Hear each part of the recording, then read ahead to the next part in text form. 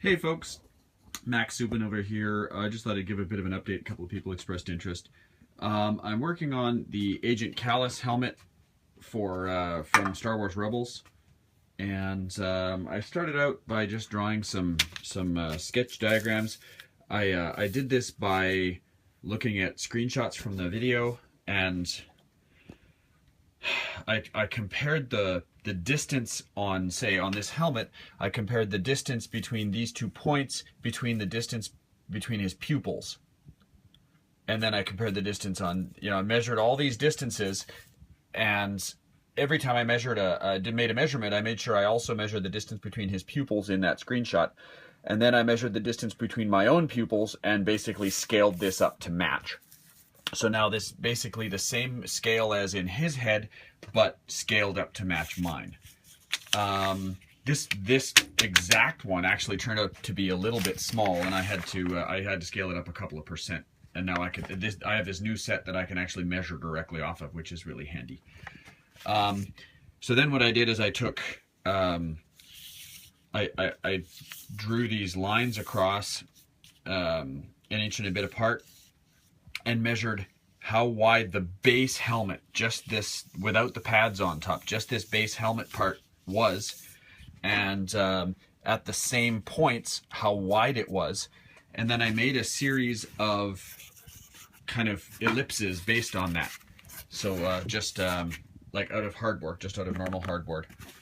And on every one of them I put these 3 holes that lined up so that I could run a dowel through the whole stack, and they'd all line up and be appropriate. I don't know if you can see it. The front is almost flat, and the back has a really nice, has a very slight kind of slope to it. I bondoed the top a little bit. Actually, okay, first I put spray foam in the middle. I sprayed just normal construction, low expanding spray foam, and then sanded it all off to match the edges of the discs. I've got some stop motion video of that if anybody really wants it. I thought I would try to put some resin on this just to kind of harden it up, but it didn't work worth a damn. And this is a whole crap load of resin, and it just soaked up and soaked up and soaked up and soaked up, and it didn't really do anything. It's still flexible, it's still squishy, so I just said forget it, I'll try it without it. A couple of the big gaps, and to make sure I got the nice rounded top properly, I used some Bondo. Next, I put some paper mache on it. There it is on the inside of the helmet. I put some paper mache over it, just because I didn't want the inside of the helmet to be all spiky fiberglass. First, going out of order, I wrapped this whole thing in saran wrap. I wrapped it tightly in stretched saran wrap, and then I paper mache'd the whole thing. And once that dried, I fiberglassed the whole thing. I used basically torn up bed sheets as just cotton bed sheets. And for this, I actually used Bondo fiberglass resin, polyester resin. And it worked really well, although it absolutely stinks. I have a special ventilator in here that blows room air outside and sucks fresh air in from outside the house, or from outside the basement here, so that it doesn't stink up the house. But even then, it's so smelly, it did stink up the house. We had to air out the house for a day or two. It was really bad. So I have moved to, instead of polyester resin, I am now using Z-epoxy, which is just a 2-part mixing epoxy, just like normal. It's just like normal epoxy glue. It's a little bit more expensive, but it doesn't smell. You don't need a ventilator. It doesn't smell at all. You mix it up and it's dry in about 4 hours to touch, and overnight to be nice and hard and sand. And I'm using that now instead. I don't think the Z-epoxy is quite as hard, but performance-wise, it seems to be doing just fine. So this helmet was then on here. All the way down in the front, so it was a long kind of cylinder without this back piece on it. then I cut around the bottom and tried to pull it off and couldn't. I thought because it was kind of a negative shape with the slope going this way and going this way, I'd be able to pop it off. But I guess the mold is rough enough and the fiberglass grabs it enough, grabs in, forms into all the bumps enough that I couldn't get it off. So what I had to do is I used a large Forstner bit and just drilled a hole in here, and I got a screwdriver. Here, I'm gonna get a large screwdriver. I just got a screwdriver in and put it in here and then spun it, turned it, and popped it off. There's a couple of little cracks in here, but they'll bond it up. That's no worries. And it popped off. And then I just started taking measurements off of my map, off of my model, my diagrams here. I started taking measurements off of here and kind of roughing out where my cuts were going to have to go in order to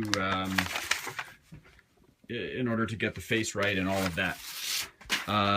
So I kind of marked out where the discs were, so I had some references. Planned it out, and then finally just said screw it and cut it just to see what happened. And I think it actually worked out. I think it's pretty close. When I try it on, it looks like it's not bad. It's hard to kind of see the shape right now because it's missing the cheek plates. Those are next. The next piece I did was this, the neck shield, and I wanted something kind of flexible because it's got kind of that bend to it. So I just took normal plain old craft foam, really, really thin, like stuff you buy at a craft store for making kids crafts with, and sandwiched 3 layers of it together with actually with some cardstock in between for just a little bit more stiffness, and just used normal PVA wood glue, type on 2. So I spread the glue thin over the whole thing, laid down a piece of foam, spread the glue down, and then actually a layer of cardboard, spread some more glue down, spread down the top layer, and then placed a guitar amp on top of it until it sat for a couple of days and dried. And it's beautiful. It's really nice and stiff, yet kind of forgiving and flexible enough that when I cut the disc, this kind of horseshoe shape, it flexed really nicely, and I got the angles that I wanted on the edge of the helmet. And then I laid it on and basically just put some fiberglass patch all along to attach it. I duct taped it in place in about 10 different places, and then took off one piece of tape and then fiberglassed where that tape was and waited for it to dry, and then took off the next piece of tape and then fiberglassed that and waited for it to dry. So here's where I am. The next stage is I'm just about to whip up a big mess of Bondo and completely cover this thing and give it the first sanding job, where I'll see if I can rough it out to a really nice smooth texture. The difficult part is going to be the back here, around the edge here, trying to keep this corner nice and square, or with a nice sharp corner, and the edges of this, because they're a little shaky where I cut out the foam. Right at the back there is the worst. I'm gonna have to really play with that and see if I can get the Bondo to the right shape and to be robust enough. Whether I'm gonna have to build it up with something else or whether the Bondo will chip or what, we'll find out. So there it is. That's the first stage. It actually fits really, really well against the screenshots that I've seen. Once I get it kind of roughed out, I'm going to look at putting the cheek plates on. Thanks a bunch, you guys. You guys are a huge inspiration to me. Watching you guys do all of your builds and everything gave me the confidence to say, what the hell, I'm going to try to do this myself instead of waiting for somebody else to make a paper quarto model or something. I'll make all these diagrams available if anybody's interested. Thanks a bunch. I'll keep you informed.